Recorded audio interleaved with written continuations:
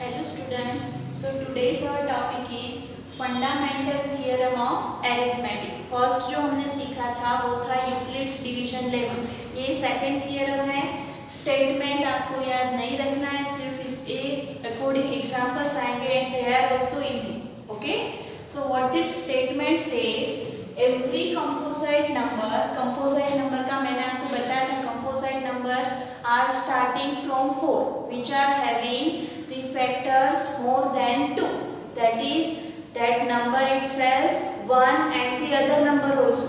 Okay, so every composite number can be expressed or factorized. Factorization you all have studied as a product of primes. Composite number को हम prime number के form में convert कर सकते हैं and this factorization is unique.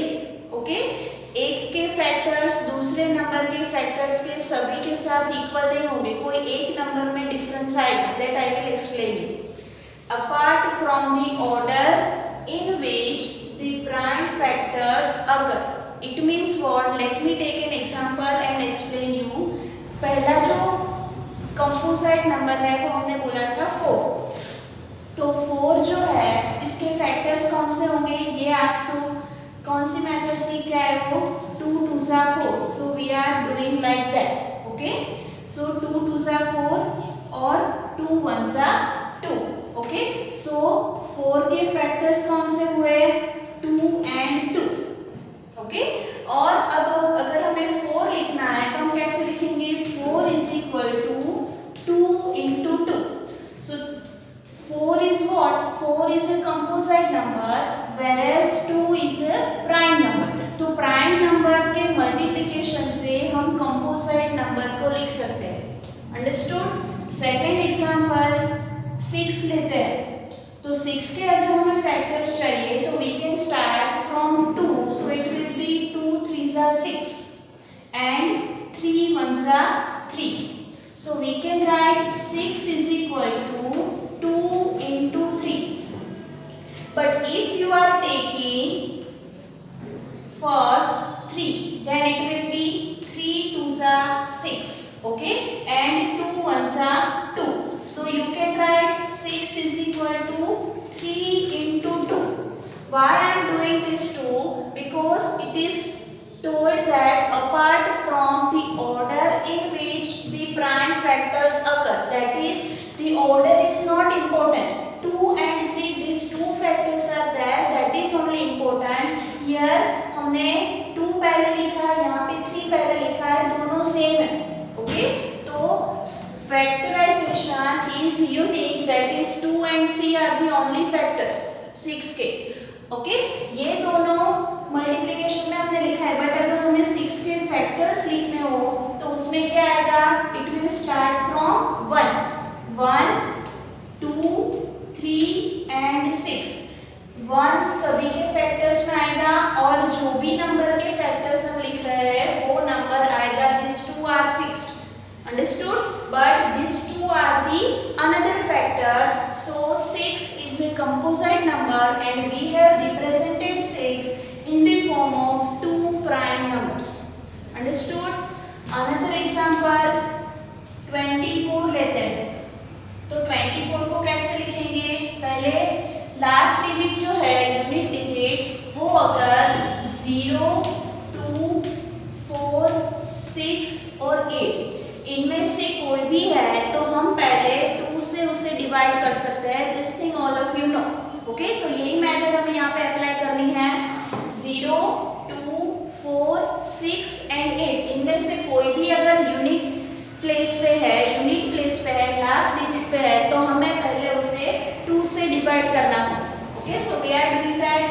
2 से करेंगे तो 2 1 2 and 4 remains, 2 2 4, 12 2 14. Okay, again the unit place is 2, so we will have to divide by 2 only. So 2 6 12, 6 is there, so again we can divide by 2, so it will be 2 3 6. Now 3 itself a prime number, so 3 1 3. Okay, तो 24 जो है वो कैसे होगा, होगा? So we can write 2 into 2 into 2 into 3। अब ये 2 जो है 3 बार है, तो इसे हम कैसे लिखेंगे? 2 raised to 3 into 3। Okay, 2 cube into 3 that is 24। There is no any kind of rule कि हमें 2 ही पहले लिखना है 3 बाद में लिखना है, ऐसा कुछ भी रूल नहीं है। You can write 3 into 2 cube, these two are same, that is what apart from the order in which the prime factors occur।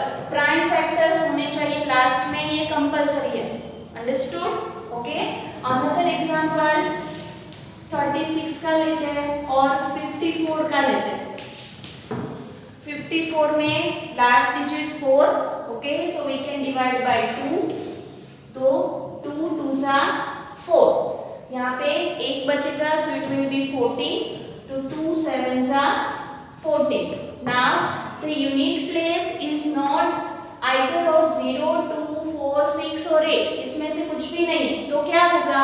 2 के बाद का प्राइम नंबर जो है वो 3 आता है। So we have to check if this number is divisible by 3 or not. How will you decide that if this number is divisible by 3 or not? इसके लिए एक की है जो आपको याद रखनी है, जो भी नंबर को आपको 3 से डिवाइड करना है वो नंबर के डिजिट्स का एडिशन करना है। क्या करना है? नंबर के डिजिट्स का addition. That is here 27 is made up of 2 numbers 2 and 7, तो दोनों को ऐड करो, 7 plus 2 दैट इज 9। तो एडिशन जो आया है वो अगर 3 से डिवाइजेबल होगा तो ये नंबर 3 से डिवाइजेबल होगा। ओके, ये आपको याद रखना है। तो 3 से करेंगे हम, तो 3 9 27। Now it is clear that 9 can be divisible by 3. So again 3 3 9, okay, और 3 1 3. So 54 can be expressed as, now see ये 2 जो है एक ही बार है, so I am writing like this directly, 2 into 3 times, so 2 into 3 cube, understood?